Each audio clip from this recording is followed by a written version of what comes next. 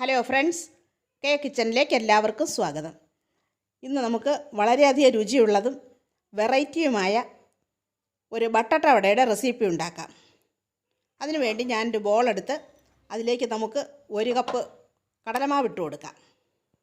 എന്നിട്ട് ഇനി നമുക്കതിലേക്ക് 1/2 ടീസ്പൂൺ ഉപ്പിട്ട് കൊടുക്കാം, 1/2 ടീസ്പൂൺ മഞ്ഞൾപ്പൊടി ഇട്ട് കൊടുക്കാം, 1/2 ടീസ്പൂൺ കായം ഇട്ട് കൊടുക്കാം. എന്നിട്ട് ഇതെല്ലാം കൂടി നമുക്ക് നന്നായിട്ടൊന്ന് മിക്സ് ചെയ്ത് കൊടുക്കാം. ഇനി നമുക്കതിലേക്ക് കുറേശ്ശെയായി വെള്ളം ഒഴിച്ച് നമുക്കത് കട്ട കെട്ടാതെ നന്നായിട്ടൊന്ന് ഇളക്കിയെടുക്കാം. ഇനി നമുക്കത് 10 മിനിറ്റ് വരെ ഒന്ന് അടച്ചു വയ്ക്കാം. ഇനി നമുക്ക് മറ്റൊരു പാൻ എടുത്ത് അതിലേക്ക് ഇതിനാവശ്യമായിട്ടുള്ള മസാല ഉണ്ടാക്കാം.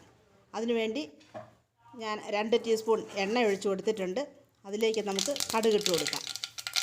കടുക് നന്നായിട്ട് പൊട്ടിയതിന് ശേഷം നമുക്കതിലേക്ക് കറിവേപ്പില ഇട്ട് കൊടുക്കാം. അതിനുശേഷം ഒരു കഷ്ണം ഇഞ്ചി, പച്ചമുളക്, വെളുത്തുള്ളി ഇതെല്ലാം കൂടി ചതച്ച ഒരു പേസ്റ്റ് അതിലേക്ക് നമുക്ക് ചേർത്ത് കൊടുക്കാം. ഇതെല്ലാം കൂടി ഒന്ന് ചൂടായതിന് ശേഷം നമുക്ക് 1/2 ടീസ്പൂൺ കായം ഇട്ട് കൊടുക്കാം. എന്നിട്ട് 1/2 ടീസ്പൂൺ മഞ്ഞൾപ്പൊടി ഇട്ട് കൊടുക്കാം.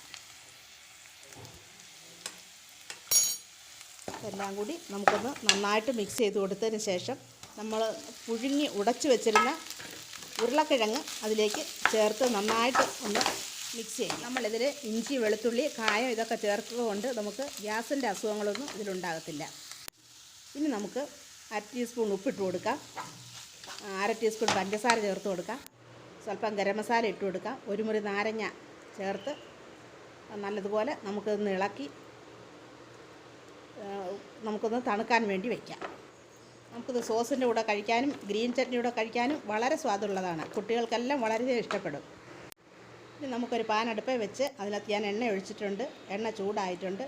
ഇനി നമ്മൾ ഉണ്ടാക്കി വെച്ചിരുന്ന ആ മസാല ചെറിയ ഉരുളകളായിട്ട് ഉരുട്ടി നമ്മൾ നേരത്തെ ഉണ്ടാക്കി വെച്ചിരുന്ന കടലമാവിൽ ഇട്ട് അതിനകത്ത് നല്ലതുപോലെ ഇളക്കി നമുക്ക് ആ തിളച്ച എണ്ണയിലേക്ക് ഇട്ട് കൊടുക്കാം.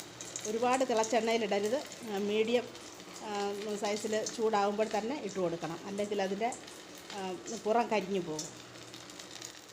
അപ്പോൾ ഞാൻ അതെല്ലാം അതിലേക്ക് ഇട്ട് കൊടുത്തിട്ടുണ്ട്. ഇനി നമുക്ക് അത് ഒന്ന് തിരിച്ചിട്ട് കൊടുക്കാം. നമുക്കത് 4 മണി പലഹാരമായിട്ട് നമുക്ക് കഴിക്കാം. കുട്ടികൾക്കെല്ലാം വളരെയധികം ഇഷ്ടപ്പെടുന്നതാണ്. അതുകൊണ്ട് ഇത് എല്ലാവരും ഒന്ന് ഉണ്ടാക്കി നോക്കണം. എളുപ്പം ഉണ്ടാക്കാൻ പറ്റുന്നതാണ്. ഇപ്പോൾ അതെല്ലാം നന്നായിട്ട് മൂത്തിട്ടുണ്ട്. ഇനി നമുക്കത് കോരിയെടുക്കാം. എണ്ണയൊന്നും ഒട്ടും കുടിക്കത്തില്ല. ഇത് വളരെ നല്ല ടേസ്റ്റുള്ള ഒരു പലഹാരമാണ്. ഇപ്പോൾ നമ്മുടെ ബട്ടട്ട വട ഇവിടെ റെഡി ആയിട്ടുണ്ട്. ഇഷ്ടപ്പെടുകയാണെങ്കിൽ സബ്സ്ക്രൈബ് ചെയ്യണം, ലൈക്ക് ചെയ്യണം, കൂട്ടുകാർക്കെല്ലാം ഒന്ന് ഷെയർ ചെയ്ത് കൊടുക്കുകയും വേണം. വീഡിയോ കണ്ടതിന് താങ്ക് യു.